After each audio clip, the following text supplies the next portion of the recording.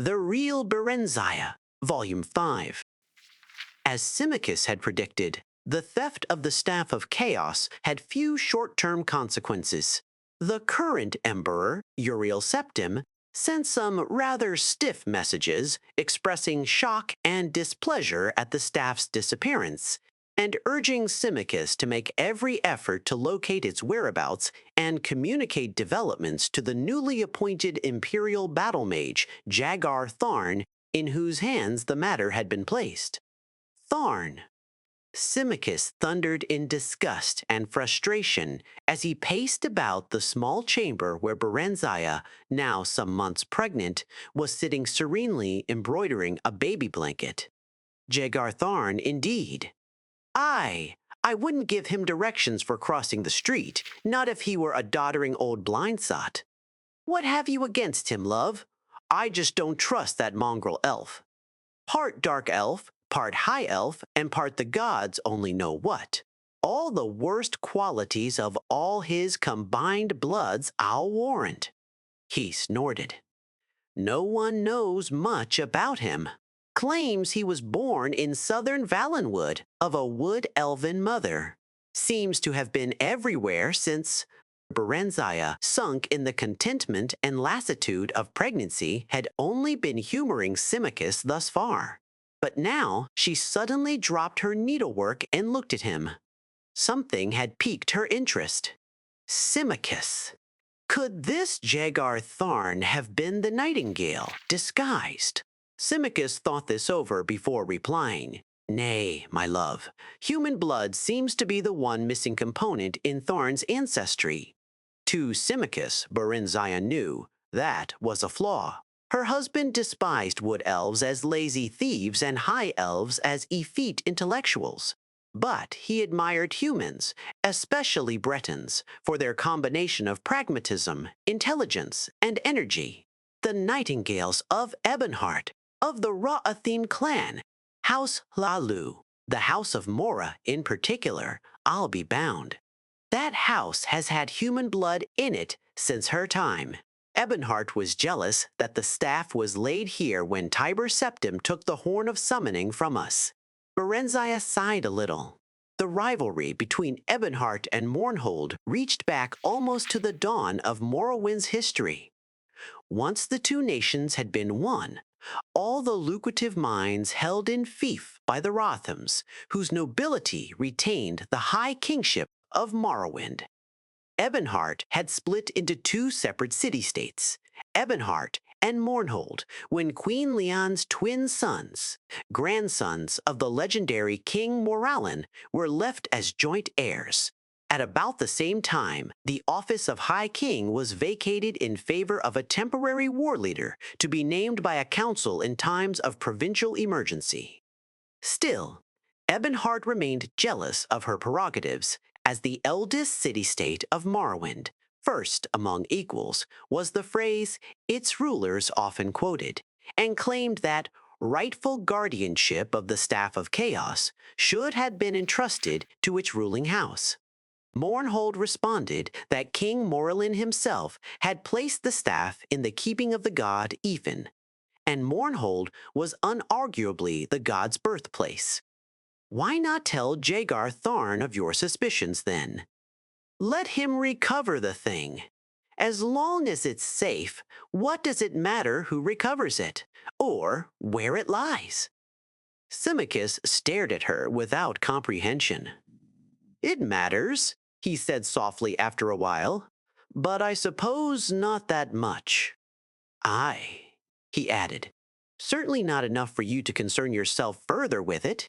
You just sit there and tend to your... And here he smiled at her wickedly. Embroidery. Barenziah flung the sampler at him. It hit Symmachus square in the face, needle, thimble, and all. In a few more months, Barenziah gave birth to a fine son, whom they named Helseth. Nothing more was heard of the Staff of Chaos or the Nightingale. If Ebonheart had the staff in its possession, they certainly did not boast of it. The years passed swiftly and happily. Helseth grew tall and strong. He was much like his father, whom he worshipped. When Helseth was 8 years old, Barenziah bore a second child, a daughter, to Symmachus's lasting delight. Helseth was his pride, but little Morgiah, named for Symmachus's mother, held his heart. Sadly, the birth of Morgiah was not the harbinger of better times ahead. Relations with the empire slowly deteriorated for no apparent reason. Taxes were raised and quotas increased with each passing year. Symmachus felt that the emperor suspected him of having had a hand in the staff's disappearance and sought to prove his loyalty by making every effort to comply with the escalating demands. He lengthened working hours and raised tariffs, and even made up some of the difference from both the royal exchequer and their own private holdings. But the levies multiplied, and commoners and nobles alike began to complain. It was an ominous rumble. "I want you to take the children and journey to the imperial city," Symmachus said at last in desperation one evening after dinner. "You must make the emperor listen, else all Mournhold will be up in revolt come spring." He grinned forcibly. "You have a way with men, love. You always did." Barenziah forced a smile of her own. "Even with you, I take it." "Yes, especially with me," he acknowledged amiably. "Both children?" Barenziah looked over toward a corner window, where Helseth was strumming a lute and crooning a duet with his little sister. Helseth was 15 by then, Morgiah 8. They might soften his heart. Besides, it's high time Helseth was presented before the imperial court. "Perhaps, but that's not your true reason." Barenziah took a deep breath and grasped the nettle. "You don't think you can keep them safe here? If that's the case, then you're not safe here either. Come with us," she urged. He took her hands in his. "Barenziah, my love, heart of my heart, if I leave now, there'll be nothing for us to return to. Don't worry about me. I'll be all right. I can take care of myself, and I can do it better if I'm not worrying about you or the children." Barenziah laid her head against his chest. "Just remember that we need you. I need you. We can do without the rest of it if we have each other. Empty hands and empty bellies are easier to bear than an empty heart." She started to cry, thinking of the nightingale and that sordid business with the staff. "My foolishness has brought us to this pass." He smiled at her tenderly. "If so, 'tis not so bad a place to be." His eyes rested indulgently on their children. "None of us shall ever go without or want for anything. Ever, ever, my love, I promise you. I cost you everything once, Barenziah, I and Tiber Septim. Without my aid, the empire would never have begun. I helped its rise." His voice hardened. "I can bring about its fall. You may tell Uriel Septim that, and that my patience is not infinite." Barenziah gasped. Symmachus was not given to empty threats. She'd no more imagined that he would ever turn against the empire than that the old house wolf lying by the grate would turn on her. "How?" she demanded breathlessly. But he shook his head. "Better that you not know," he said. "Just tell him what I told you should he prove recalcitrant, and do not fear. He's Septim enough that he will not take it out on the messenger." He smiled grimly. "For if he does, if he ever harms the least hair on you, my love, or the children, so help me all the gods of Tamriel, he'll pray that he hadn't been born. I'll hunt him down, him and his entire family, and I won't rest until the last Septim is dead." The red, dark elven eyes of Symmachus gleamed brightly in the ebbing firelight. "I plight you that oath, my love, my queen, my Barenziah." Barenziah held him as tight as she could, but in spite of the warmth in his embrace, she couldn't help shivering. Barenziah stood before the emperor's throne, trying to explain Mournhold's straits. She'd waited weeks for an audience with Uriel Septim, having been fobbed off on this pretext or that. His Majesty is indisposed. An urgent matter demands His Excellency's attention. I am sorry, Your Highness. There must be some mistake. Your appointment is for next week. No, see, and now it wasn't even going well. The Emperor did not even make the slightest pretense at listening to her. He hadn't invited her to sit, nor had he dismissed the children. Helseth stood still as a carven image, but little Morja had begun to fuss. The state of her own mind didn't help her any. Shortly upon arrival at her lodgings, the Mournholdian ambassador to the imperial city had demanded entry, bringing with him a sheaf of dispatches from Symmachus. Bad news, and plenty of it. The revolt had finally begun. The peasants had organized around a few disgruntled members of Mournhold's minor nobility and were demanding Symmachus step down and hand over the reins of government.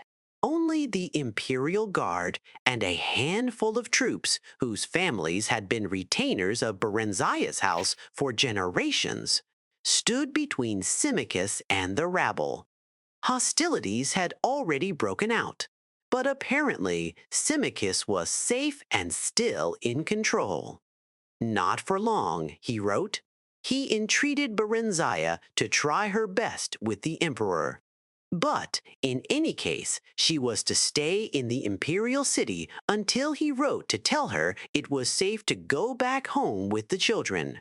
She had tried to barge her way through the imperial bureaucracy, with little success. And to add to her growing panic, all news from Mournhold had come to a sudden stop. Tottering between rage at the emperor's numerous major domos and fear of the fate awaiting her and her family, the weeks had passed by tensely, agonizingly, remorselessly. Then one day, the Mournholdian ambassador came calling to tell her she should expect news from Symmachus the following night at the latest, not through the regular channels, but by Nighthawk. Seemingly by the same stroke of luck, she was informed that same day by a clerk from the imperial court that Uriel Septim had finally consented to grant her an audience early on the morrow. The emperor had greeted the three of them when they came into the audience chamber with a too bright smile of welcome that nonetheless didn't reach his eyes. Then, as she presented her children, he had gazed at them with a fixed attention that was real, yet somehow inappropriate. Barenziah had been dealing with humans for nearly 500 years now, and had developed the skill of reading their expressions and movements that was far beyond what any human could ever perceive. Try as the emperor might to conceal it, there was hunger in his eyes. And something else. Regret? Yes, regret. But why? He had several fine children of his own. Why covet hers? And why look at her with such a vicious, however brief, yearning? Perhaps he had tired of his consort. Humans were notoriously, though predictably, inconstant. After that one long, burning glance, his gaze had shifted away as she began to speak of her mission and the violence that had erupted in Mournhold. He sat still as stone throughout her entire account. Puzzled at his inertia and vexed no end, Barenziah stared into the pale, set face, looking for some trace of the Septims she'd known in the past. She didn't know Uriel Septim well, having met him once when he was still a child, and then again at his coronation 20 years later. Twice, that was all.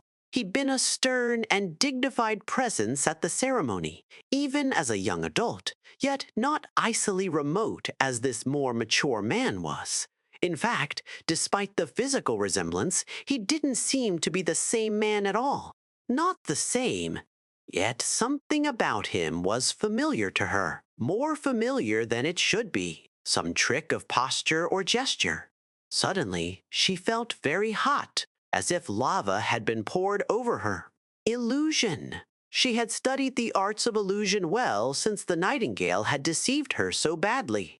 She had learned to detect it, and she felt it now, as certainly as a blind man could feel the sun on his face. Illusion. But why? Her mind worked furiously, even as her mouth went on reciting details about Mournhold's troubles. Vanity? Humans were oft as ashamed at the signs of aging as elves were proud to exhibit them. Yet the face Uriel Septim wore seemed consistent with his age. Barenziah dared use none of her own magic. Even petty nobles had means of detecting magicka, if not actually shielding themselves from its effects within their own halls. The use of sorcery here would bring down the Emperor's wrath as surely as drawing a dagger would. Magic, illusion. Suddenly, she was brought to mind of the nightingale. And then he was sitting before her. Then the vision changed, and it was Uriel Septim. He looked sad, trapped. And then the vision faded once more, and another man sat in his place, like the nightingale, and yet unlike.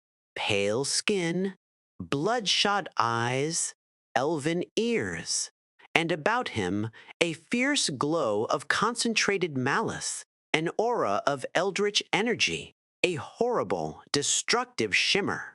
This man was capable of anything. And then, once again, she was looking into the face of Uriel Septim. How could she be sure she wasn't imagining things? Perhaps her mind was playing tricks on her. She felt a sudden vast weariness, as if she'd been carrying a heavy burden too long and too far. She decided to abandon her earnest narrative of Mournhold's ills, as it was quite plainly getting her nowhere, and switch back to pleasantry. Pleasantry, however, with a hidden agenda. Do you remember, sire? Symmachus and I had dinner with your family shortly after your father's coronation.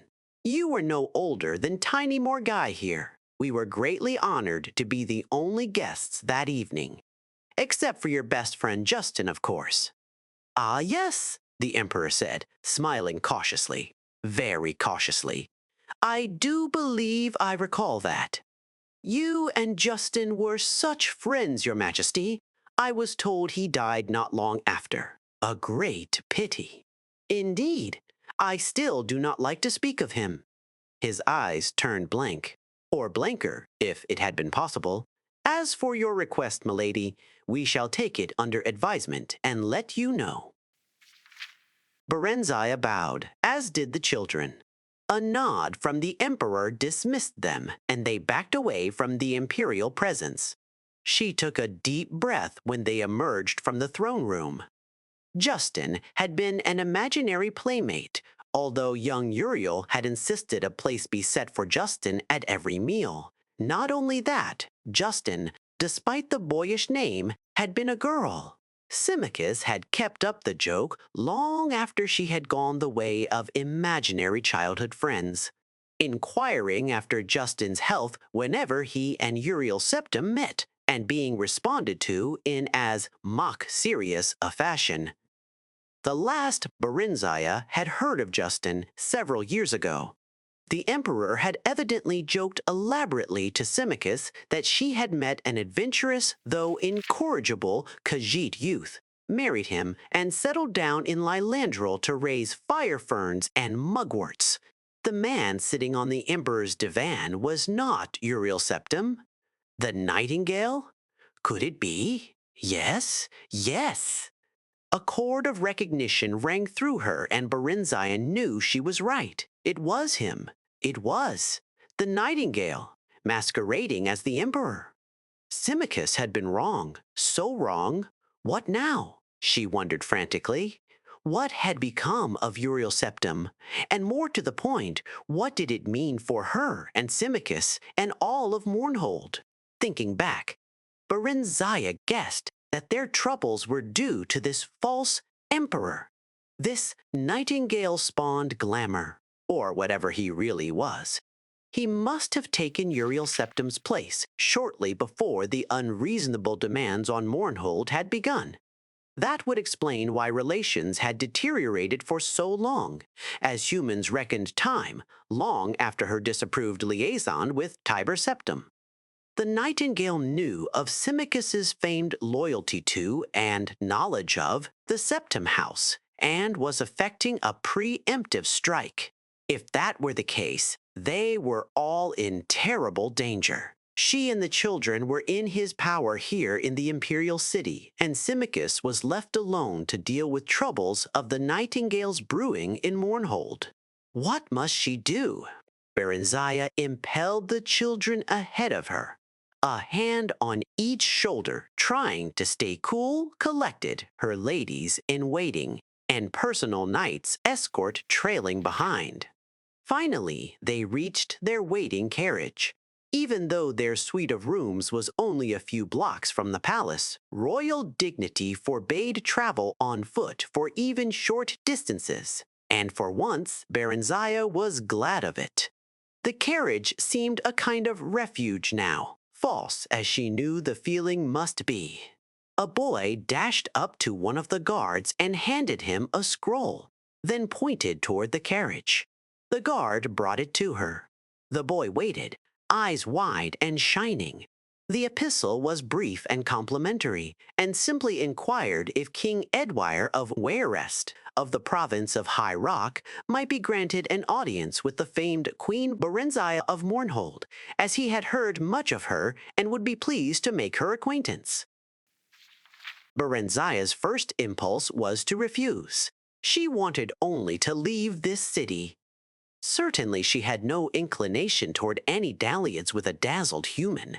She looked up, frowning, and one of the guards said, "Milady?" "The boy says his master awaits your reply yonder." She looked in the direction indicated and saw a handsome elderly man on horseback, surrounded by a half-dozen courtiers and cavaliers. He caught her eye and bowed respectfully, taking off a plumed hat. "Very well," Barenziah said to the boy on impulse.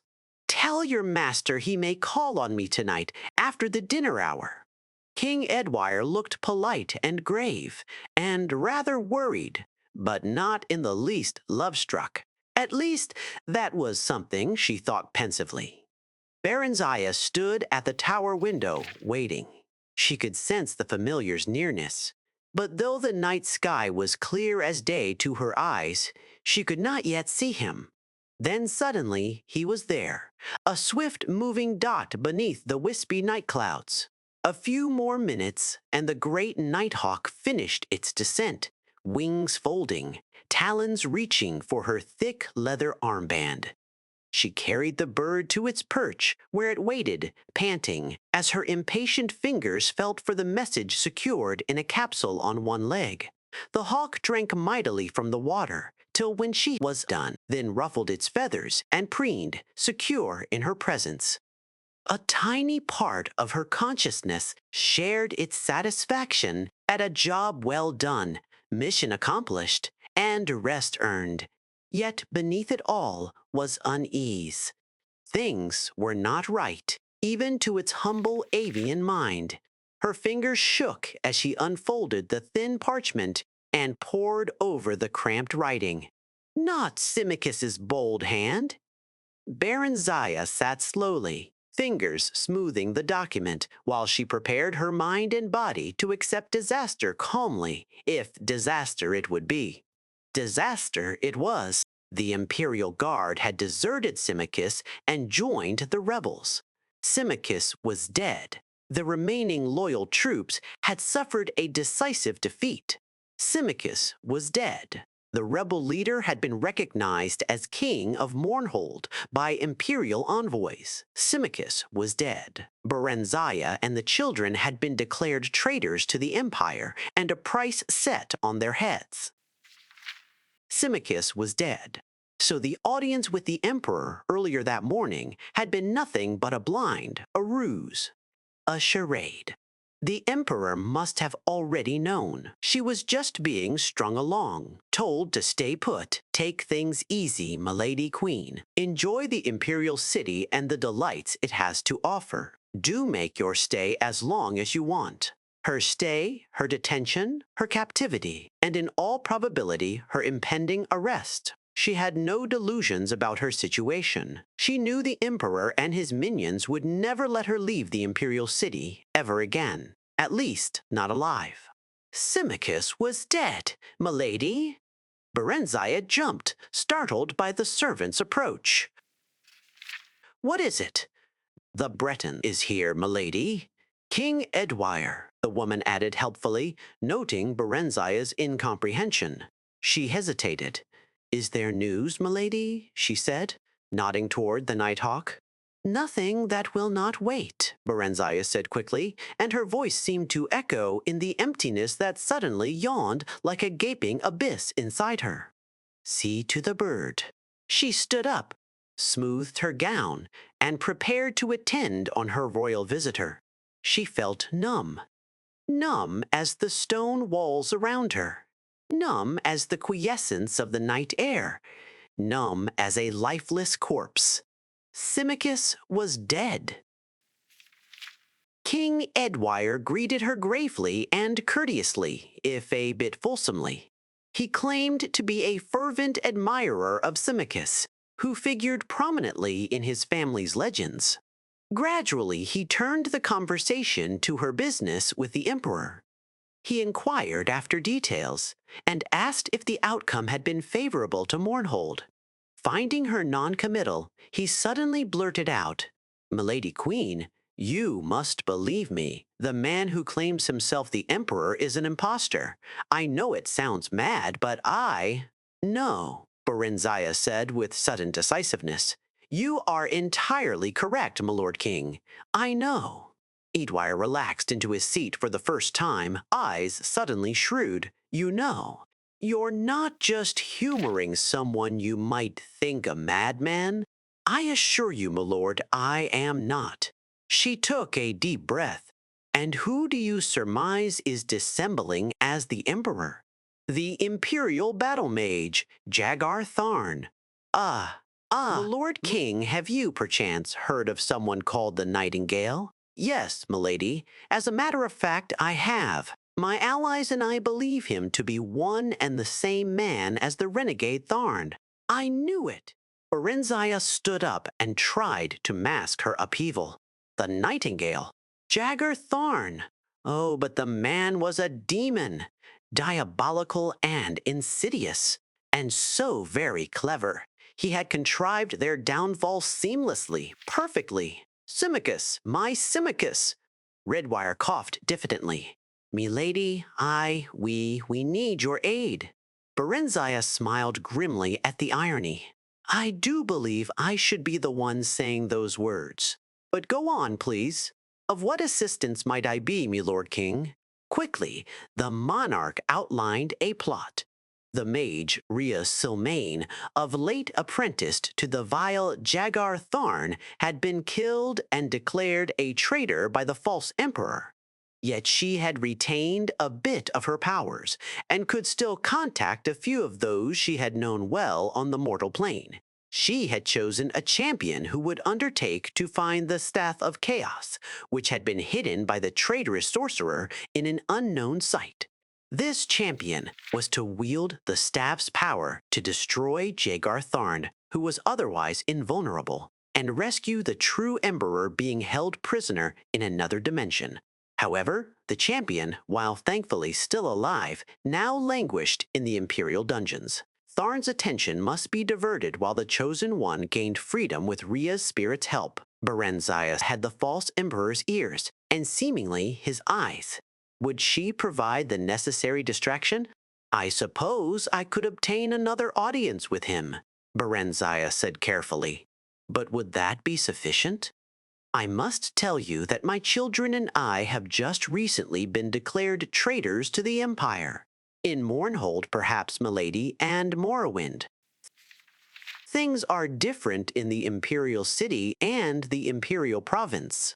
The same administrative morass that makes it near impossible to obtain an audience with the Emperor and his ministers also quite assures that you would never be unlawfully imprisoned or otherwise punished without benefit of due legal process. In your case, milady, and your children's, the situation is further exacerbated by your royal rank. As queen and heirs apparent, your persons are considered inviolable, sacrosanct, in fact. The king grinned. The imperial bureaucracy, milady, is a double-edged claymore. So, at least she and the children were safe for the time being. Then a thought struck her.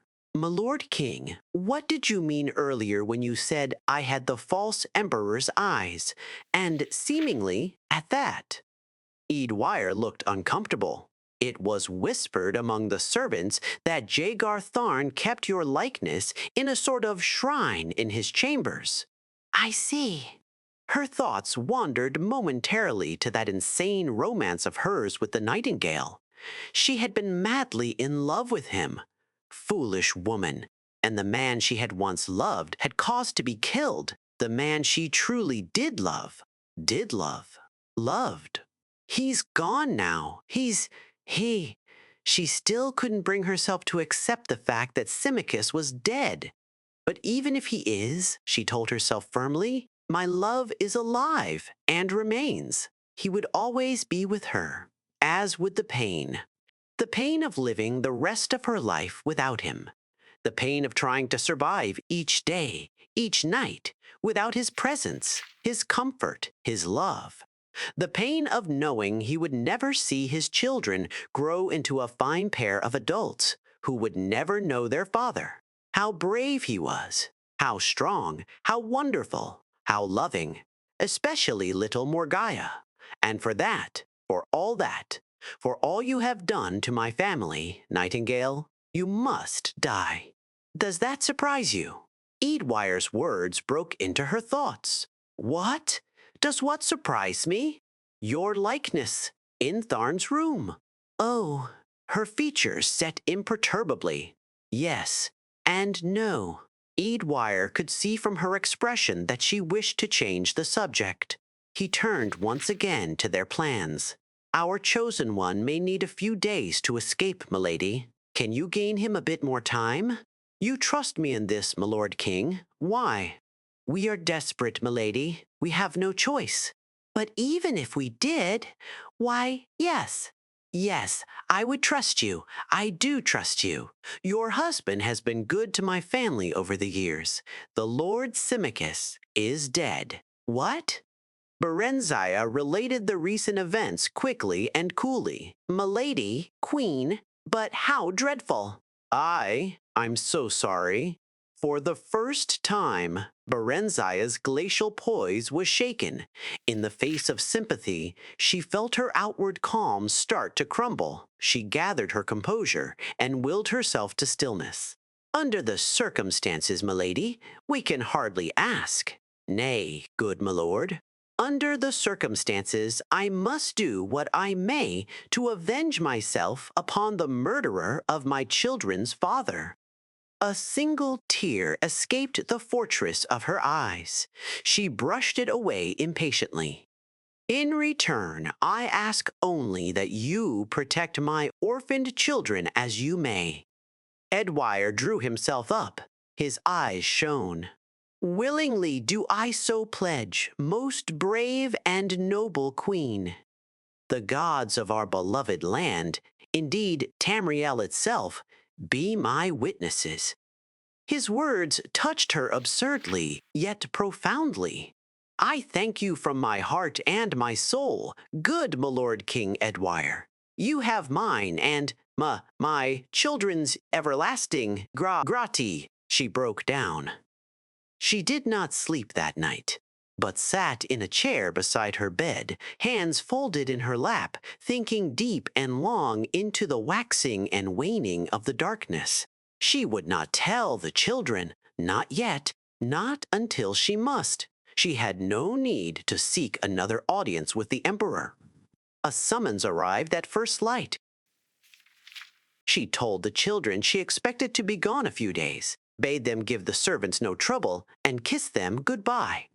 Morgaya whimpered a bit. She was bored and lonely in the imperial city. Helseth looked dour but said nothing. He was very like his father. His father, At the imperial palace, Barenziah was escorted not into the great audience hall, but to a small parlor where the emperor sat at a solitary breakfast.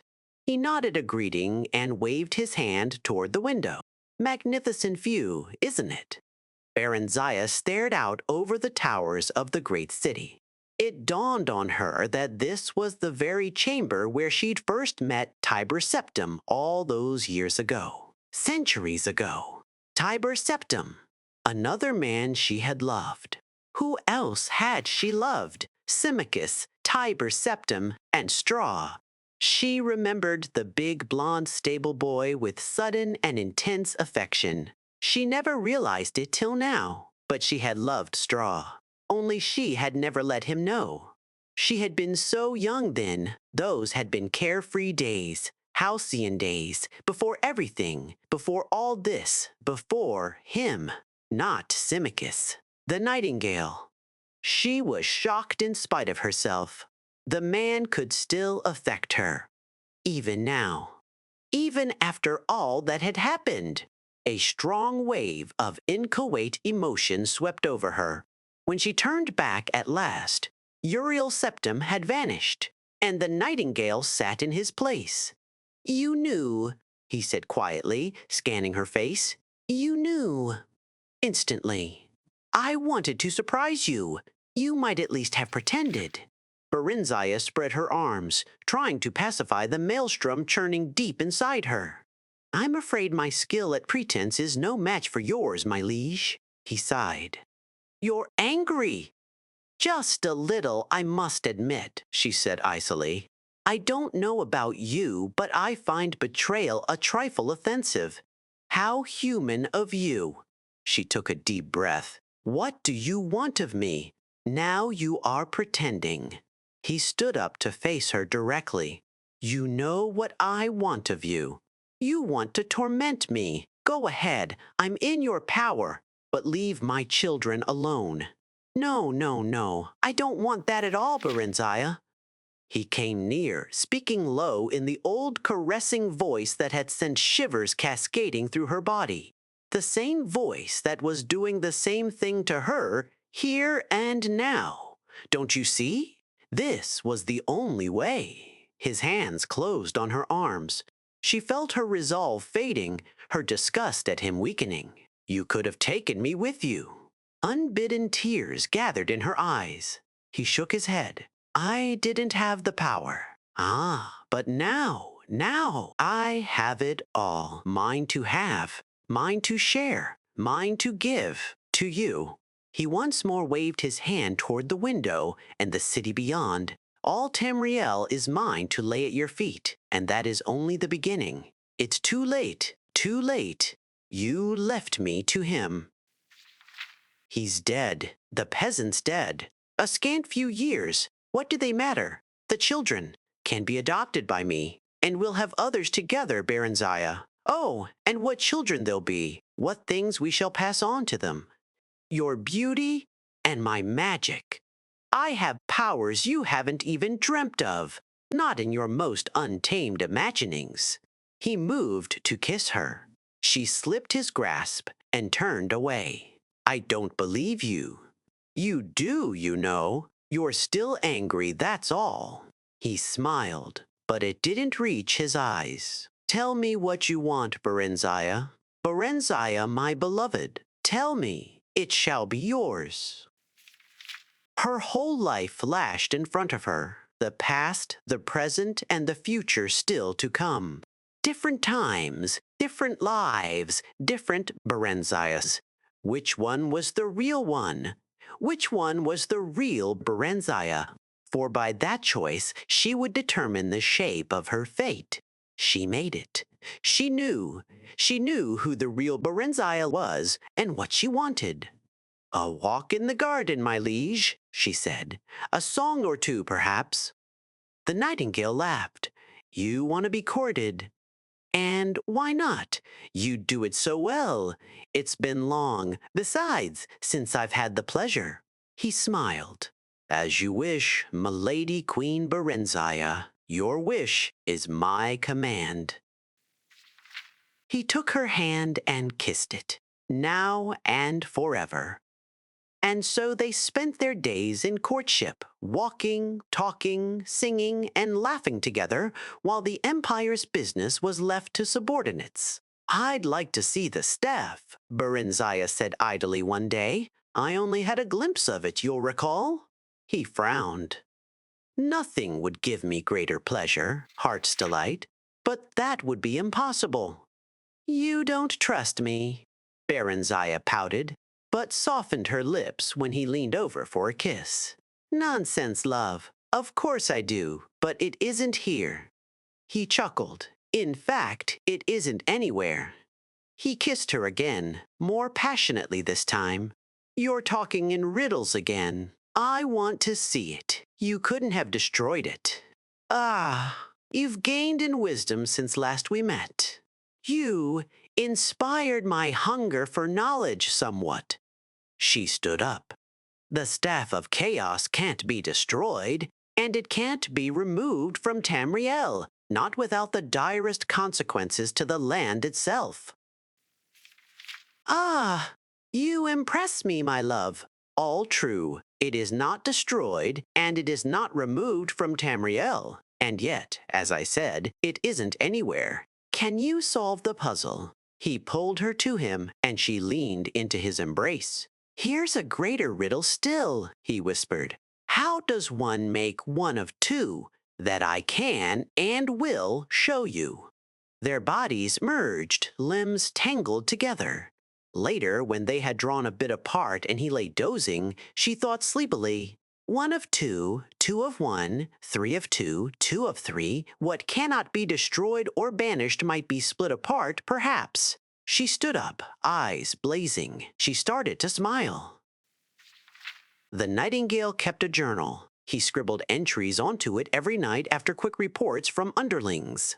It was locked in a bureau, but the lock was a simple one.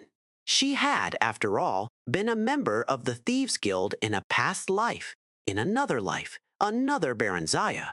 One morning, Barenziah managed to sneak a quick look at it while he was occupied at his toilet. She discovered that the first piece of the Staff of Chaos was hidden in an ancient dwarvish mine called Fang Lair, although its location was given only in the vaguest of terms. The diary was crammed with jotted events in an odd shorthand, and was very hard to decipher. All Tamriel, she thought, in his hands and mine, and more, perhaps. And yet, for all his exterior charm, there was a cold emptiness where his heart should have been, a vacuum of which he was quite unaware, she thought.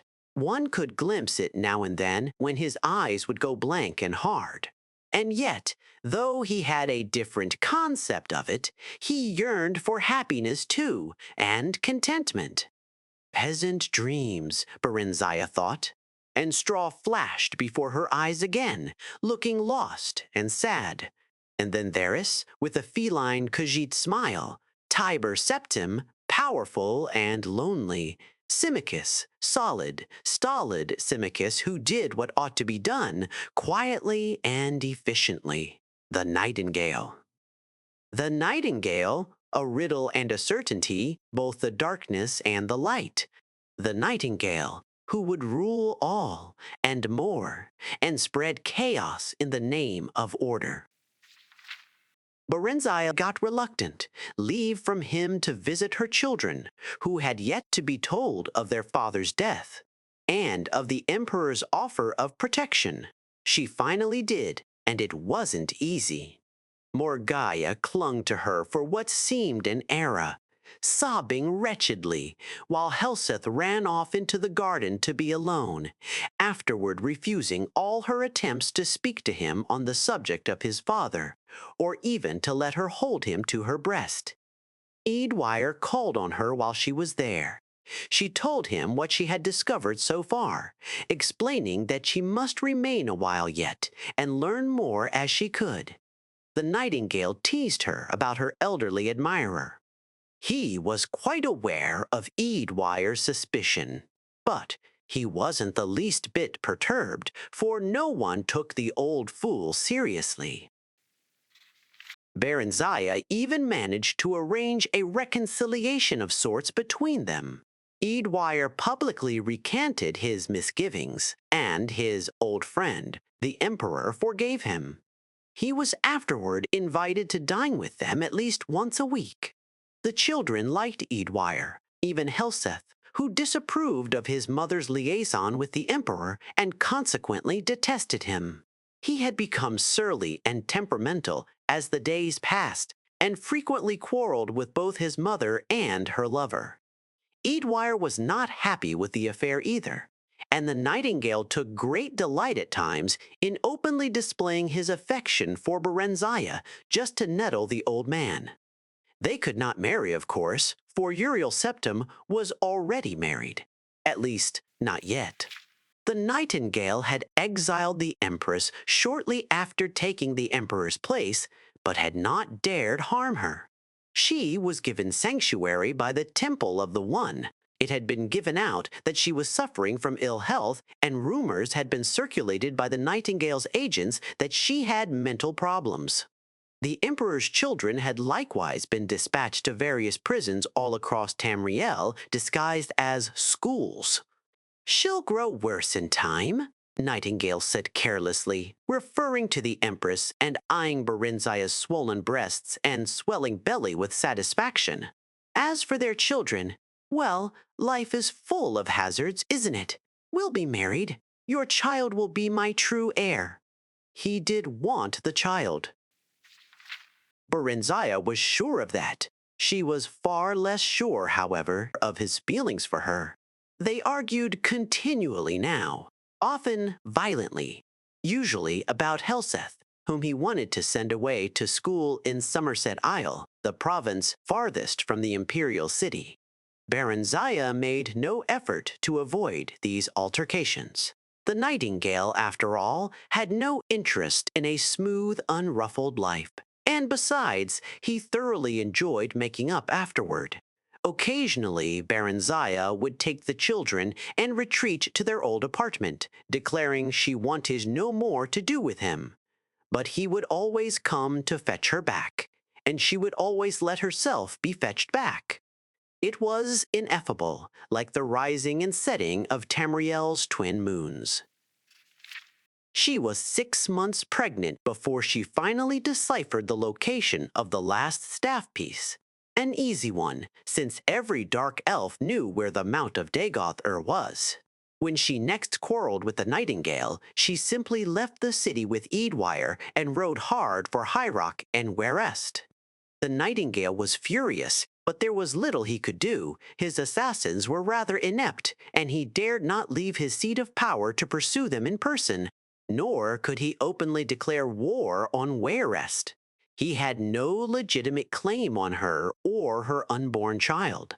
True to form, the imperial city's nobility had disapproved of his liaison with Barenziah, as they had so many years ago of Tiber Septims, and were glad to see her go. Werest was equally distrustful of her, but Eadwire was fanatically loved by his prosperous little city-state, and allowances were readily made for his eccentricities. Barenziah and Eadwire were married a year after the birth of her son by the Nightingale.